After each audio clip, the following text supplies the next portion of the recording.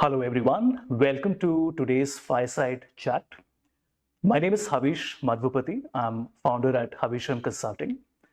I'm super delighted to have with me today two guests who I have known personally for a while, and I'm extremely excited to have a conversation with them.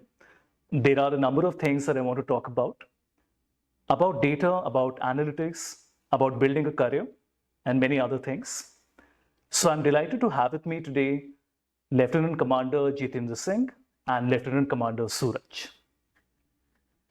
Hi, Hi, Avish. welcome to the Fireside Chat. Thank you so much for having us here, Avish. It's my pleasure. Jeetendra, if we can start with you, could you tell us a little bit about you, your background, what you're currently pursuing, and what your future aspirations are? Yeah. So, Havish, myself, I'm Lieutenant Commander Jeetendra Singh. It's been 9 years in Indian Navy. I'm presently, carrying out, a role of program manager. It's been a shift which I, took when I joined Navy. So it was a role which was given to me at a level of assistant project manager.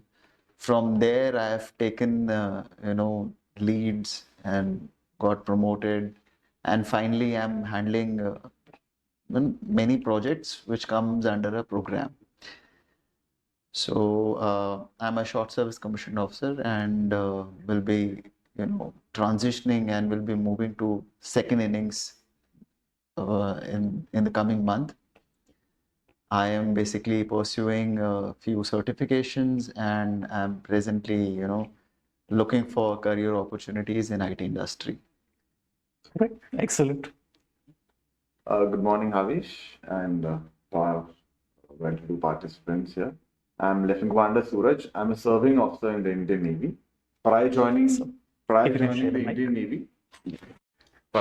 Indian Navy, I've done my BTech in IT, and I joined as an IT specialist officer in the Indian Navy. And over the course of the last 10 years, there's been no looking back, and the Navy has given me the responsibility of setting up an enterprise-grade network spanning almost 60,000 kilometers of OFC, connecting all the military stations across the country. During the fag end of my career, that is few years back, I've also done my MBA from the Indian School of Business, and along with my coursemate Pundir, we are actively will be moving out of the corporate very soon, if all goes well. All the very best for that. Thank you. The first thing I want to talk about is, of course, your lives have been quite different to someone who pursues a civilian life in terms of how the career aspirations are. So if I may ask you a slightly personal question, how difficult do you think it is to, move from the Navy to a civilian life, enter into the corporate world? So there's the transition. Change is the only constant thing in this world. So one always needs to be prepared for a change. And the best part is the military, in a way, makes you a moldable person. You're like a liquid. You can fit into any piece of structure. So so that is something which I'm really looking forward to. That is, we have a structured system. We've been undergoing a lot of trainings in the Indian Navy to a little more dynamic environment in the corporate, to a not so structured environment in the corporate. So that is something which I'm looking forward to. And there's always ample things to learn and adapt and be flexible about. See, according to me, Havish, it is a personal choice and it is up, what you look up to. It's all about where your interest lies. At the end of the day, like my colleague mentioned, change is the only constant, and everyone likes to have a shift in their career. Imbibing the skills which we have on in the armed forces, we would like to carry forward. We would like to build upon something which we have earned for 9 and 10 years span. And definitely coming to corporate requires certain, you require certain different skills. You require different terminologies which you have to be speaking. You require different mindset. You will be requiring different, networking skills which you. So what I can say is the experience which we have is always going to be there with us, but there is something new and better, or in terms of like learning, which will be an add-on. All right. One question I really want to ask you is in terms of upskilling yourself, maybe even reskilling to a certain extent. You mentioned change is the only constant, and I mean, I think now is as good a time to agree that that is as important as any other thing in the world. Um, I always believe that unlearning is very hard. I think it's exciting when you're learning something new, but when you have to unlearn after spending a lot of years working on some area and then pivot to a new area, that is different. So I want some pointers from you that students and early working stage professionals who are still very early in their career, do you think it's a good idea to lock yourself into one pursuit and target that? Or should they, explore as many opportunities as they can? Because I'm sure both of them have their own pros and cons. So what would your advice be after spending about 10 years? A very good question, Havish. I'm talking from my own example. So 4 years of engineering as in an IT with an IT background, I was a techie when I graduated out of college. When I joined the Navy over the course of 6 months, they taught me how to shoot, how to do camping, running, jumping. They try to break you, they bruise you, you get battered. So from a core techie, you can imagine those 6 months. So this is where that you should need to be adaptable and be open to changes and learning new things. I thought, okay, I could have always thought in this manner. I'm a core techie. I joined the Indian Navy as an ITX officer. Why should I learn how to shoot a 7.76 Sinsas rifle, which is 400 meters away? But no, you're a military officer. You have to adapt yourself. You're supposed to learn these things.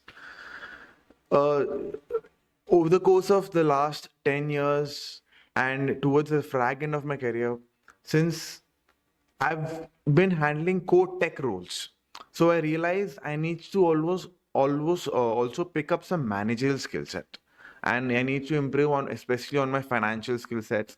So that is one of the reasons why I decided to do an MBA. So technical, then military, then technical again, then managerial. That is MBA.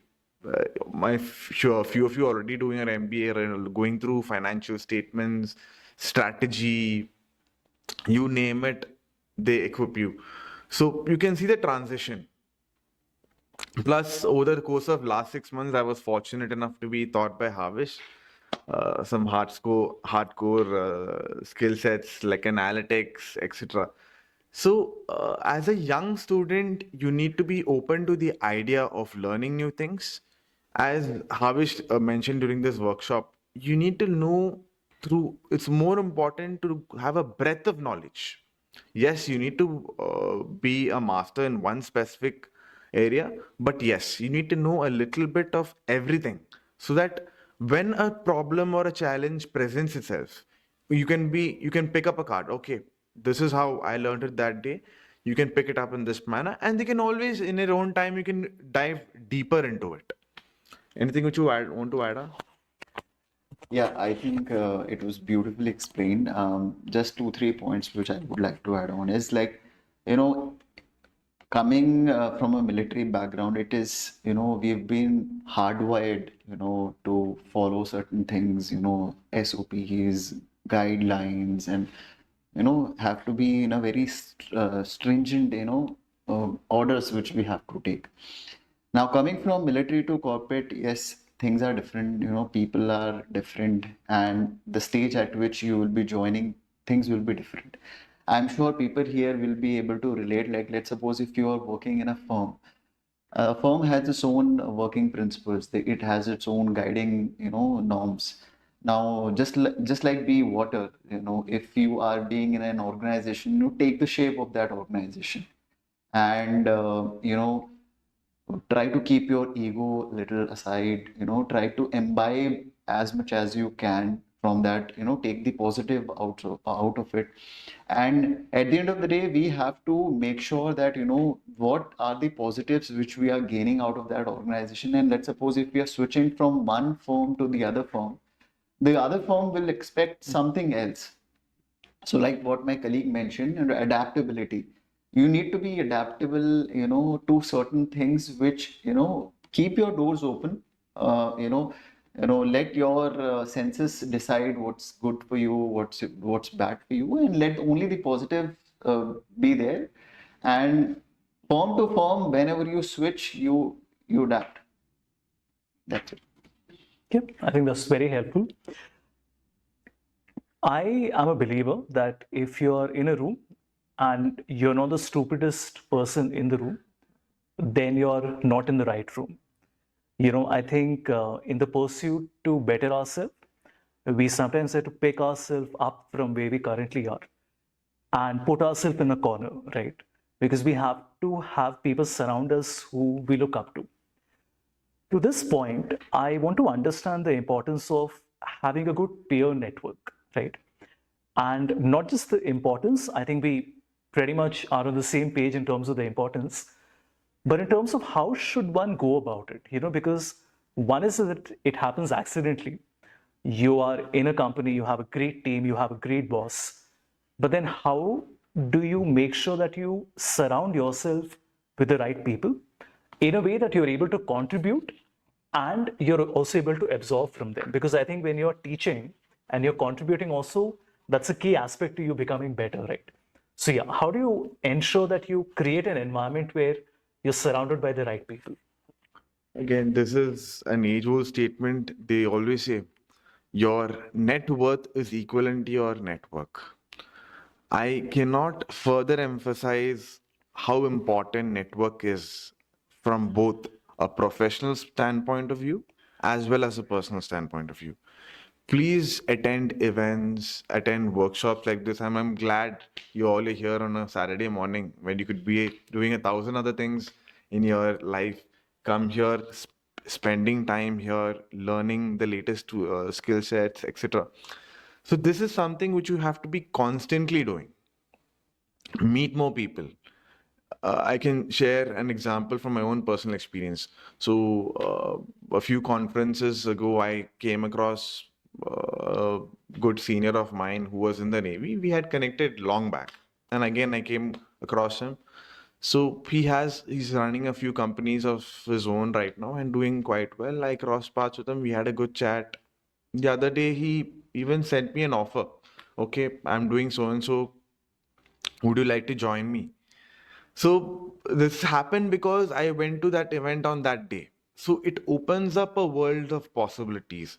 The more number of people you meet, the different types of people you meet, so it all increases the possibility of you clicking something. Who knows? Maybe 9 out of 10 people who you meet may not be of any relevance in your life, but that one person can change. So keep yourself surrounded by people of your taste, your likes, similar. It does not matter that they have to be of the same nature, but keep networking. That's important.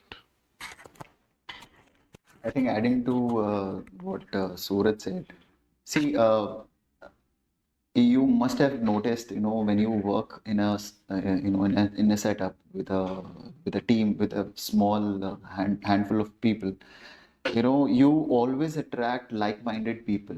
You always attract people who resonate with your frequency. People are like, hey, I like this guy because, he always keeps his team happy, gels around and, talk positive. So that is why, when you work in a team, you always attract people who would always like to help, who will always like to extend, go one step forward for you. So that is why, networking, what I feel is, if you are able to build a network, you will be able to help people in a way that, you are at the end of the day in life, you're achieving certain steps and you will be able to contribute. Let's suppose if you are building a team, you will be having people whom you have, met some at certain point of time. You know that, this guy was working on this field and must have capitalized that moment and must have achieved certain heights in his career. And likewise, you meet somebody who's, in a startup who's reaching at a position, who feels, no, I would like to pick this guy up in my team.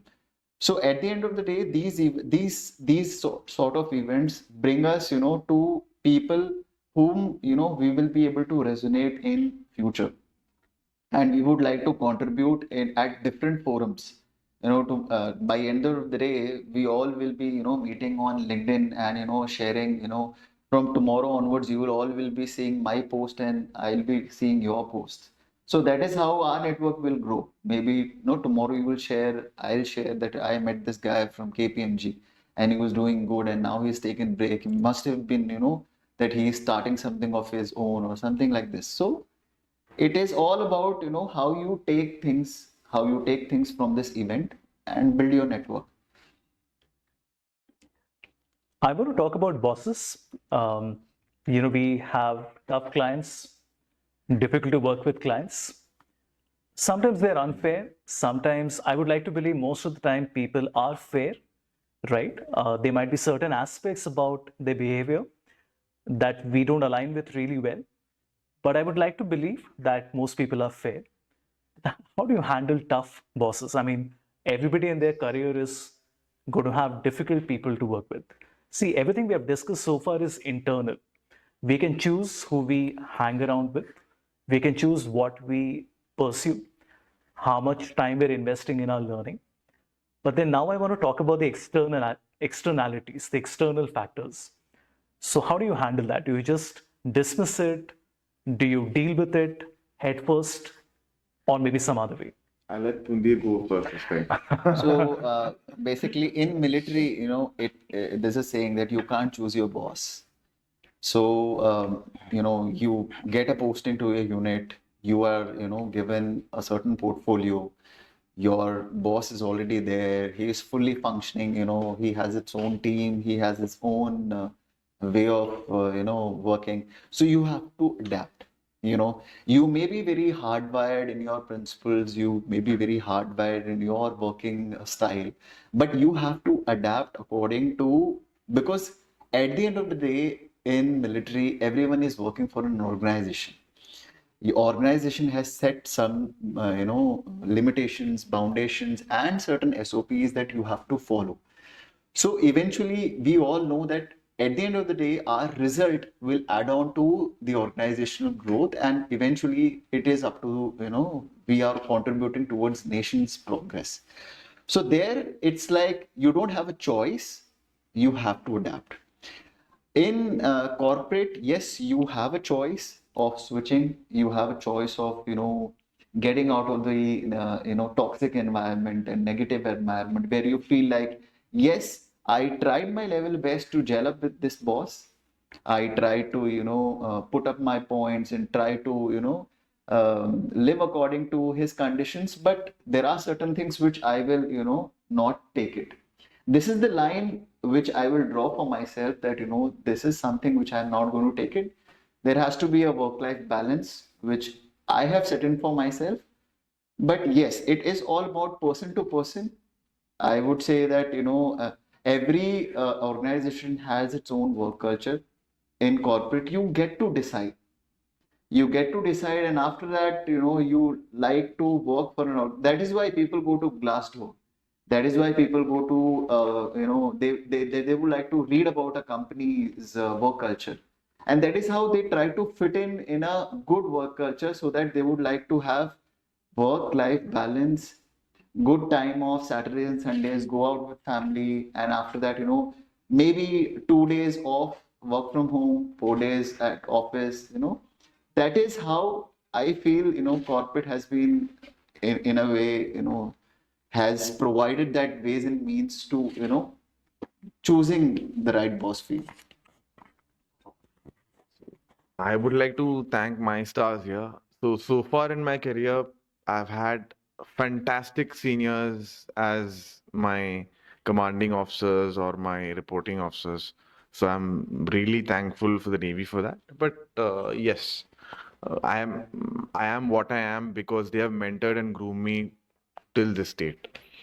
Having said that, yes, using the same analogy with respect to the corporate world, you need to do a bit of introspection about what your boss's aspirations are as well. You should know, okay, what is his career plan? What is his mode of thinking? What is his way of functioning?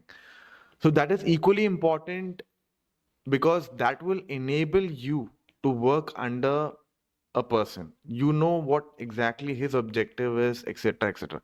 So you need to have always have this at the back of your mind and always try to absorb because a boss is a boss because he's put in a lot of hard work, he has those qualities, so absorb those good skill sets and those positive outlooks from your boss, and very few years down the line all of you are also going to be bosses, so ensure that the mistakes which your boss did don't percolate down, and pick up the best values which you can. That's it. Simple.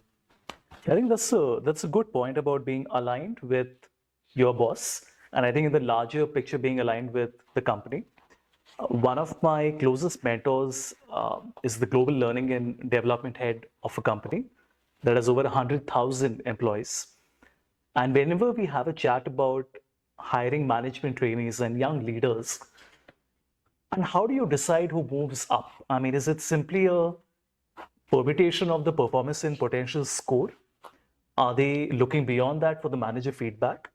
Why is it that many of these B school kids don't end up becoming the CXOs and their career plateaus after a while? I'm sure that happens in the military, but focusing more on the corporate side of it. And what he said was that it's beyond the numbers. Numbers are simply a way to measure and ensure you're on the right track. But the goal is not to achieve a number because there's a lot about a person that the numbers might not reflect. Plus, there are so many external factors. Maybe the market was not conducive for the person to meet a number. So the point here is that he said if the person doesn't align with the company culture and they try to do too much too soon, they don't spend time understanding how the company functions, but focus more on the delivery and the tasks, then it doesn't work. And that's why a lot of people don't stick very long with organization. So, that's a very important point that the managers and the bosses that you have, it has to be a personal connect. At the end of the day, you're spending probably more time with them than with your family at times. So it makes sense to do that. My next question is again a very important point of contention. Shantanu Deshpande of Bombay Shaving Company, about a couple of years back, said that you do have to work long hours, right? You do have to work for, I don't know, 6 days, 7 days. And if you want to succeed, there's a lot of effort you have to put in. And there was a lot of backlash that he got.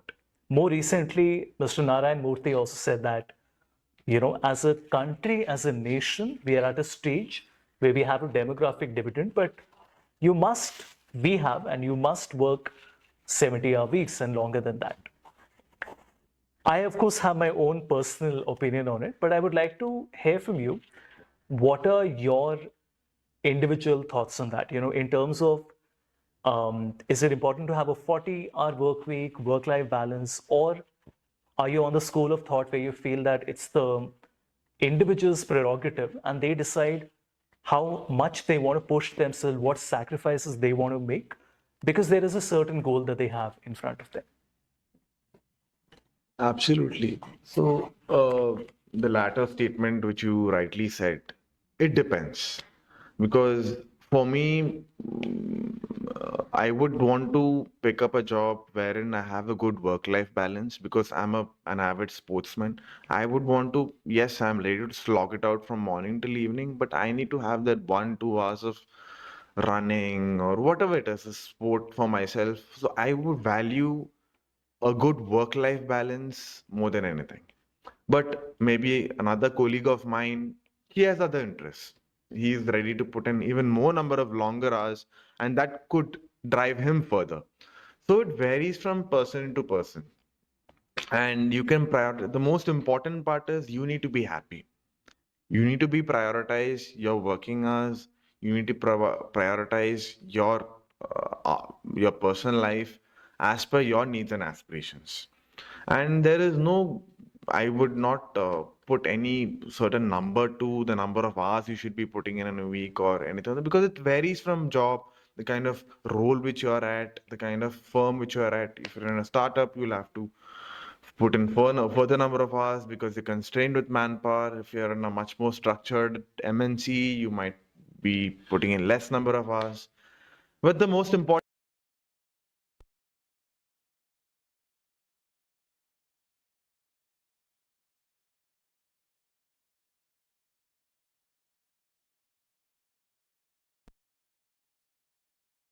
What by Suraj.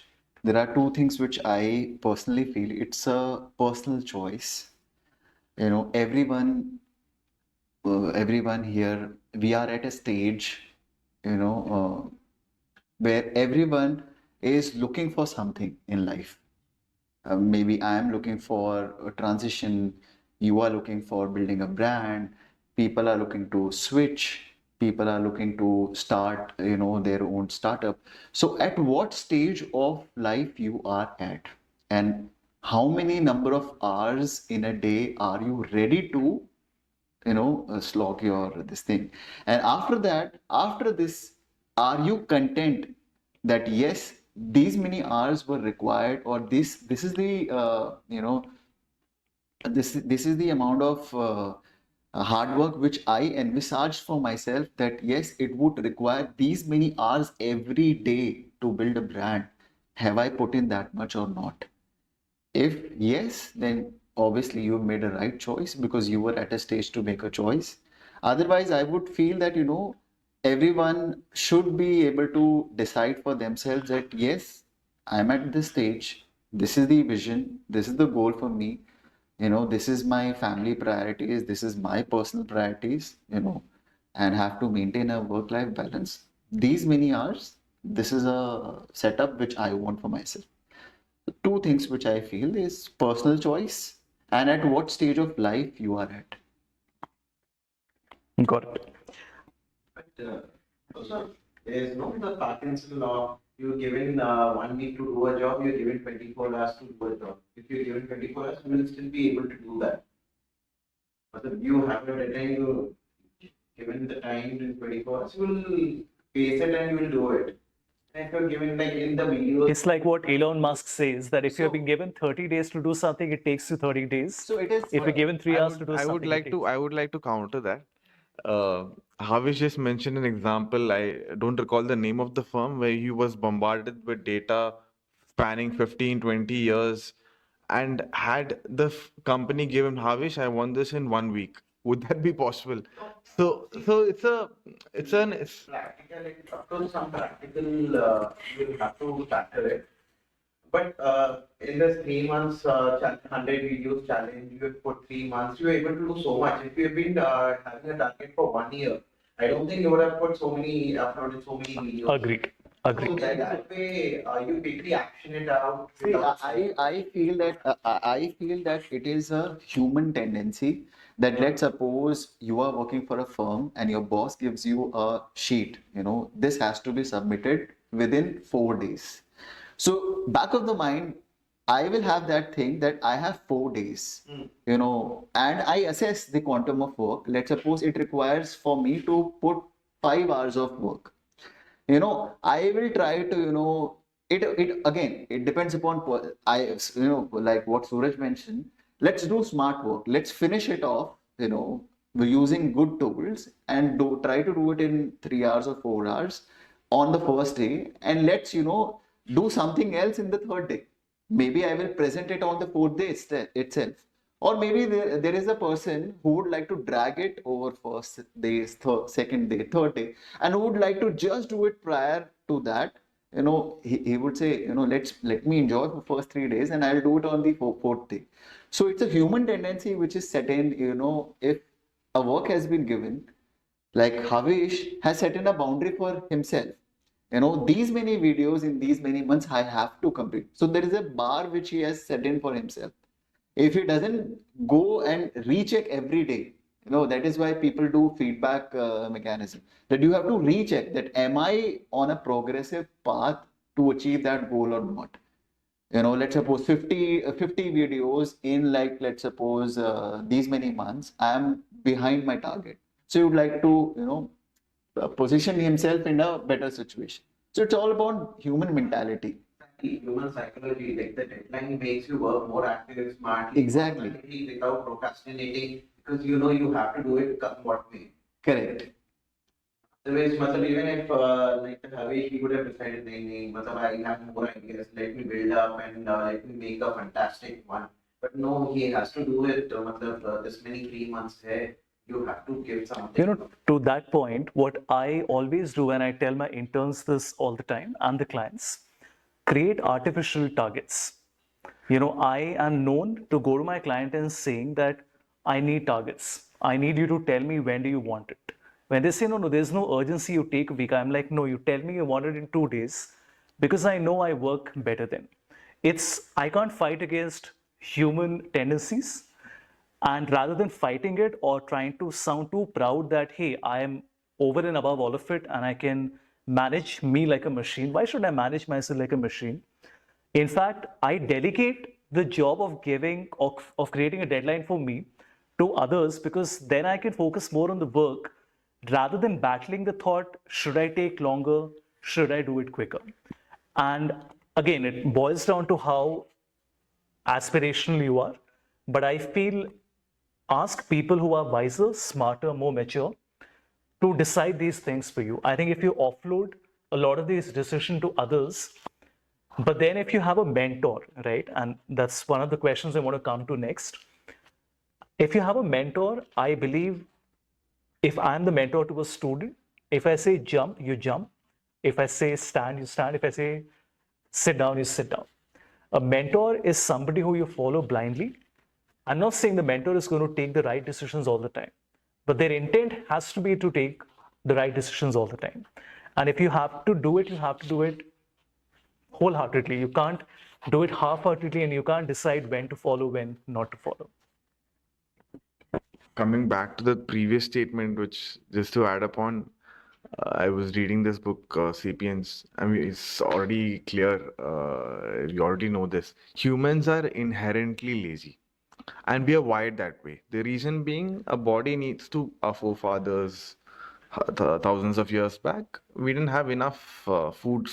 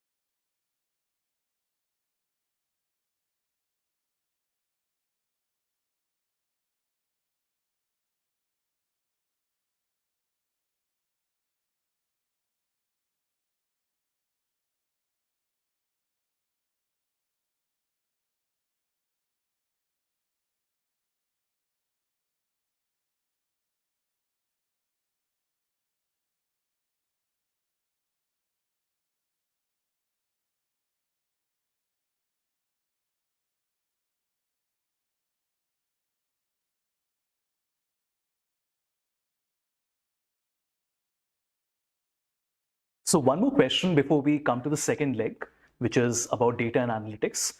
The final question I have is about showcasing your achievements, right? Is it important to showcase and talk about what you've achieved and blow your own trumpet, basically? Or should you just be quiet and let things be noticed in the due course of time? So this is something very important. Personal branding. What is it that a third person has an impression of you? Okay, when someone says Suraj, what is it, that impression which that person has of me? That's very important. And the personal branding builds up over time. It is not within one day or a week or maybe a month or so. It takes time, years, in fact, to build up that personal branding. And of late, there are so many tools and forums and platforms and social media tools at your disposal to enable you to build that personal brand. So it is extremely important, the kind of content which you consume, the kind of content which you post out there. So at the right time, at the right forums, you need to do that chest thumping. But yes, you can't be keep blowing the trumpet all the time. Also need to be humble. You also need to be down to earth. So you need to know how to balance it out. As simple as that. Yeah, according to me, the right forum is very much important because, let's suppose if I'm sitting in an interview where people would like to know my accomplishments, people would like to know how I can quantify the work which I've done. Maybe there I would like to, showcase my skills and my achievements.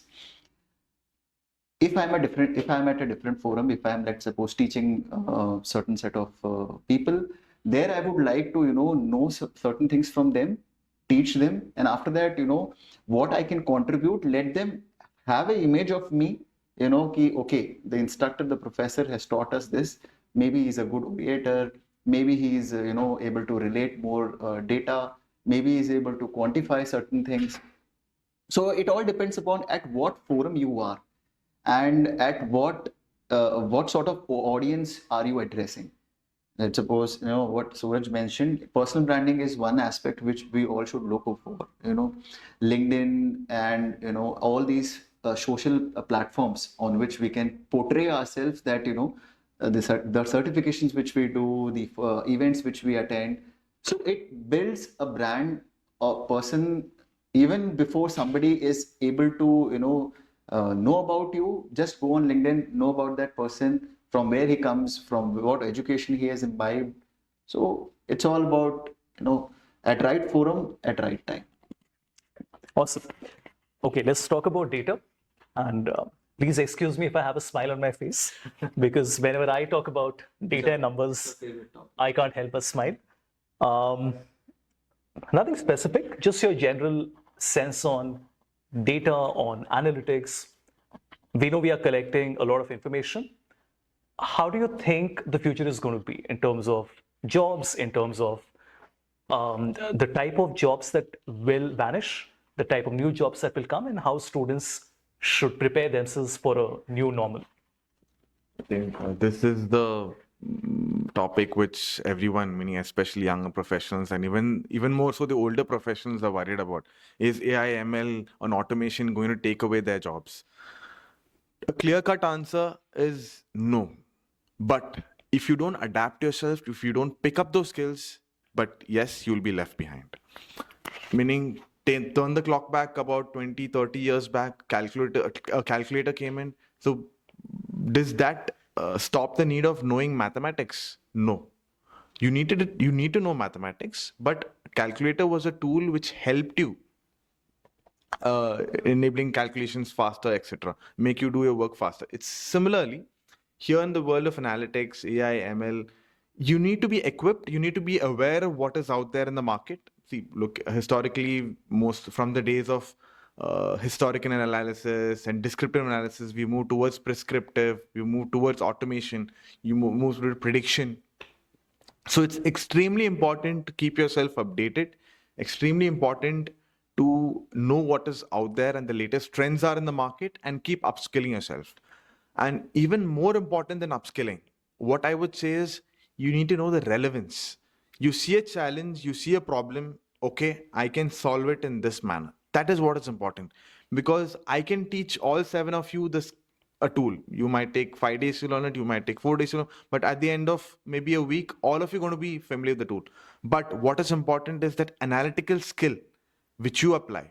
Okay, I can solve it in this manner. That is important.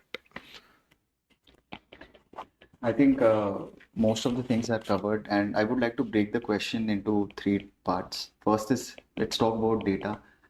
We all, when we started growing up, there were multiple things which we used to come across, but we never thought that it's a data. Coming through, books, coming through your parents, coming through, our teachers, coming through, professors. So we always knew that there is some information, but can we actually capitalize on that? Can we actually drive some results? Can we actually, make take something useful out of it? So in older times, when we were just given data in some sheet, this is what. So we always used to apply our own brain, what this actually resonates, what from where's the source, from what is the source from it has been derived. So we just used to think that this is some sort of information which has been given to us. Rest everything was given to us on this. This is your task. You have to drive. Now with coming of AI, now we are able to see the trends. Now we are able to see with this data what we can actually drive, and what solutions we can drive from this. Coming to the jobs, I feel that jobs will not be taken, but yes, your life will become more simpler, and those simpler works which were, let's suppose, if you were employing a data logger, if you were employing a very simpler job which was done by somebody, now people will have a doubt, can I make this work through AI? Can I, just, this is a very small work. If I can make this a simpler work and I can collaborate it with something else, if I can apply AI methods to it, yes, if you don't upskill yourself, if you don't keep imbibing, if you don't run with the current trend, those jobs which are very simpler jobs, which can be done with AI, will have certain sort of that. Yes, they might be taken, but yes, more jobs will also be created. In education system, there was nothing called as MTech in AI. There was nothing called as BSc in AI. Prompt engineering, ML, data science, a vast growing field. These subjects were never thought upon. Now, if there is a way, if we think that jobs are being taken, more jobs are also being created. More fields are being opened. Students are, opting for these studies. They are actually, imbibing these skills and actually taking up jobs which are more skillful jobs according to them. So it's a equilibrium which is being maintained, and the only motto which is run with the market trend, try to keep yourself updated. And just a small addition, if you permit me, Avish. Taking a small example, we had students passing out some of the leading B schools in India. They draw fat paychecks, go into management consultant jobs. What were their primary role? Go through reports, prepare PPTs, derive analysis from it. What did Harvey show us today? Put in a PDF, put in a few prompts. It's automation. So you need to adapt. You need to change. So this is what is extremely important here.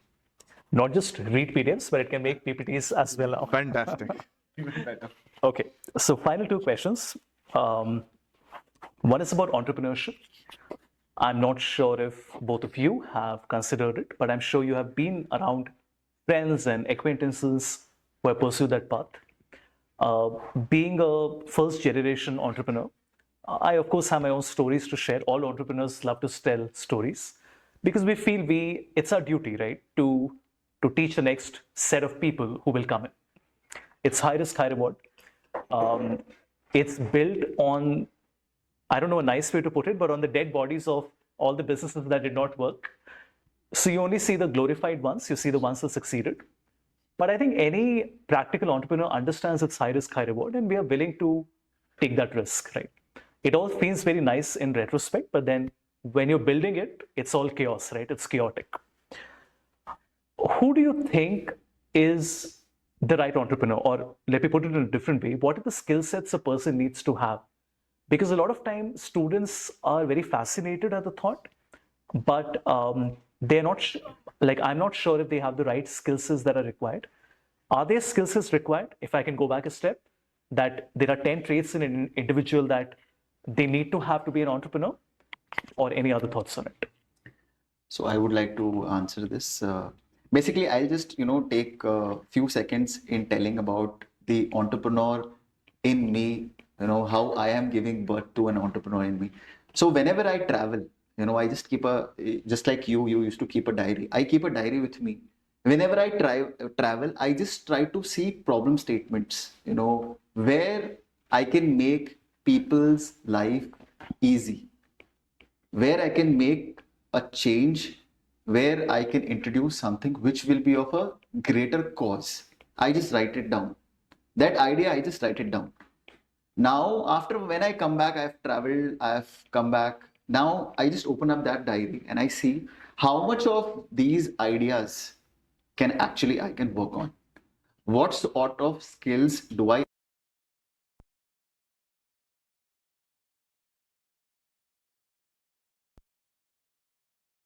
finance, or do I require something which is I have to go and study in a B school or in a specialist school. So it is all about your personal choice. Do you want to become an entrepreneur? That is also your choice. That suppose somebody would like to work in a corporate setup and would like to work for some firm, draw a salary, and after that keep on have 2-3 sources of income. Maybe somebody like to start something of their own. It's a personal choice. And if you have derived something that this is the idea on which I would like to work on, then you have to do an introspection that what skills do I have for this idea, what skills do I need to imbibe. Do I require some assistance? Do I require a co-founder? Do I require finance? Do I require some knowledge? That homework has to be done by the individual who has thought upon that idea. So thanks for that, Pundir. Just to be precise, I personally feel 3 things are very important to be a successful entrepreneur: persistence, perseverance, and foresight. Because these are 3 critical skill sets which one needs to possess inherently. You pick any successful entrepreneur out there, these 3 things are going to be common between all of them.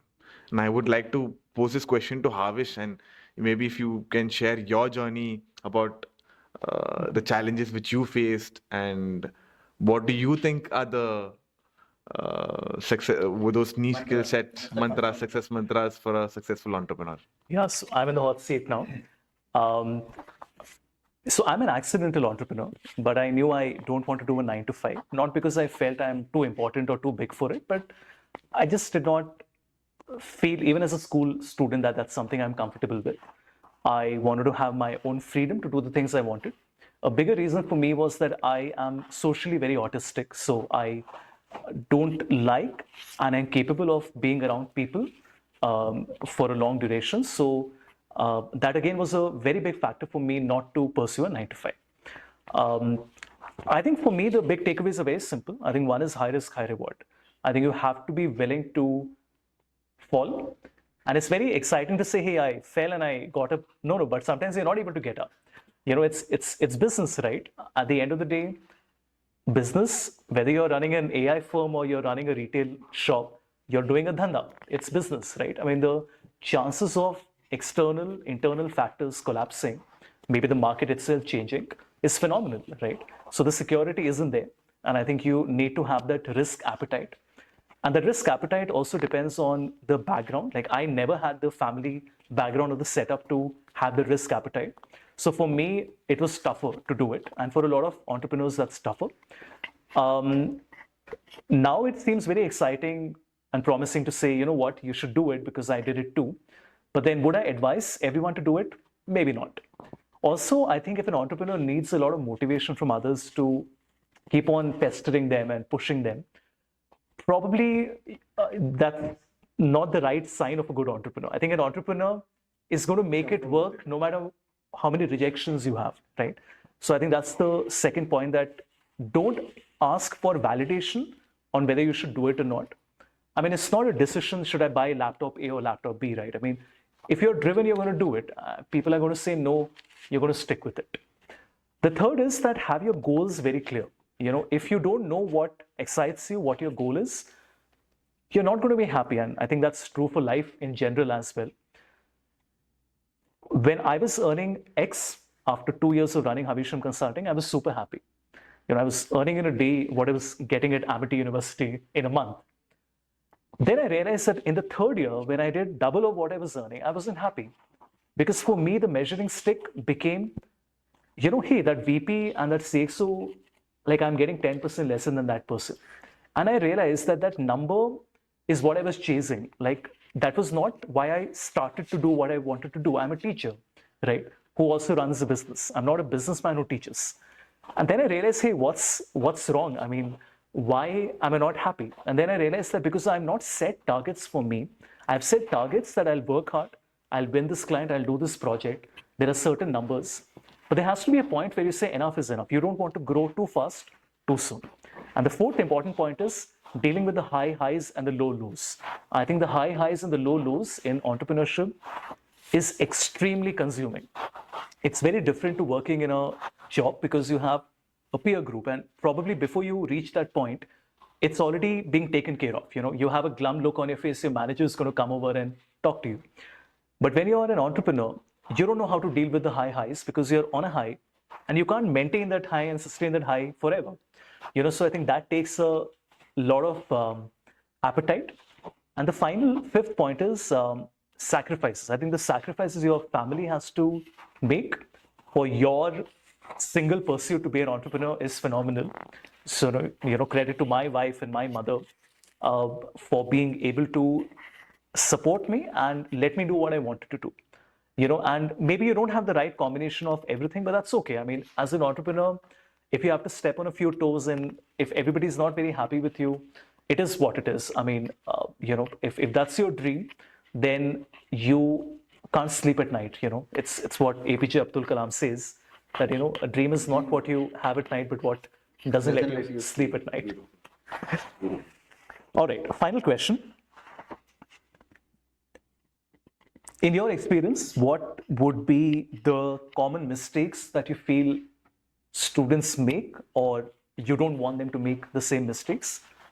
And any final thought in terms of the 1, 2, 3 key points that you would like people to take away? If there's, like I always say this, hey, if there's one takeaway from this workshop, it is this.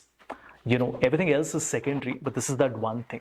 You can choose maybe 1 or 2 or 3, but one is the mistakes that either you have made and you don't want others to do it, or maybe you've seen others encounter those challenges and you don't want others to go through the same journey. And the other is what additional pointers you would like to share. I'll let Pundir go first. Yeah, okay. So I would like to answer, like I would like to give an instance where we would have come across this point, like in everyone's life. In class first, or in class second, teacher asked, please get up. What do you want to become in life? We will say that I want to become pilot. In class fifth, teacher will say, get up. What do you want to become in life? I want to become a chartered accountant. In class seventh, I want to become a biology teacher. With every class, our goal and what do I want to become changed. Maybe in class 10th, we got to know that yes, there are 3 different streams: science, commerce, arts. That was the point, awakening point, where I have to decide that where do I have to go and where do I see myself. So at that point, I would, just see that, what is your passion, what drives you. And the second thing, what people see in you, what my teachers, what my parents, what my friends see in me. I think that input is very much required. That self introspection is very much required, because at the end of the day, you will lack interest in whatever you do if you lack passion. If I, at that age, I didn't decide that I want a science stream and I want to become a defense officer, I would have lost it. Maybe I would have been sitting at some place, doing some job, but that was not something which I wanted to do in life. So your passion has to drive your selection at that time. That is where a kid has to decide, and he has to seek inputs from all those who are close ones and who have seen him or her very closely. My parents have seen, Pundir, you are good in this. Try this if you can. Teachers, Pundir, you are good in this. Maybe you should be, try if you can. And make a chart and make this thing in your mind that yes, maybe we are not in this stage. Maybe we can only teach somebody, because the career choices we have already made. We've already taken that career choice. But from here onwards also, your every decision, according to me, should be driven by the passion. If I'm taking this particular job, will I be happy? Maybe I'll compromise on 5 lakh less CTC. Let's suppose I envisage myself that I'll be taking 30 lakhs of package, but let's take 25, but I'm closer to my home. It gives me much more work-life balance. I'll be able to play, I'll be able to devote more time to my family. So that's a choice. That's what drives you, at that your passion should drive your decision. I think Pundir is beautifully summarized. There's very little I can add on, but let me at least try to attempt. Um, Learning. I've read a quote somewhere. Learning starts the day you're born and ends the day you go to your deathbed. So keep learning. Don't stop, irrespective of which stage of your life you're in, irrespective of which position you reach. I'm sure many of you, all of you, would be filling the shoes of senior management, maybe 10 years or even lesser years down the line. But keep learning. Another important factor which I feel is we didn't really touch upon extracurricular activities and other challenges, additions which we have on. Pick some sport, pick something which in an area which interests you, go for it. Because these days there's so many avenues and so much of infrastructure which has been built up. As for me, from a personal experience, I'm an avid sportsman. I play almost 7 to 8 different sports. I also do drone flying. So pick something out of your own choice, because that enables you not to just, it's not just building on an aptitude. It also helps you network. You'll be part of some club, you'll be part of some forum. It helps you in an overall development. And when you jump onto the corporate and look for a job, and this is also something which corporates really look up, meaning if they have two candidates, they see this person has engaged in few more activities, he's more active in something like this, they would always prefer this person. Yes, and wish you all the very best, and be in touch. I know you'll be giving the closing statement, but I would just like to say just we had a lovely session. Thank you for having us over here, and a lovely audience. I'm sure we will be able to, take some good positive out of it. And I hope we both have delivered justice for what we were called for. And there's a lot of things which we learn, and hopefully I'm looking that we all connect at some point of time at whatever forum we are, and do keep in touch. And I hope that the message was clear. Thank you, Avish. Jeetendra, Suraj, thank you. It was an absolute delight. The pleasure is ours. Thank you.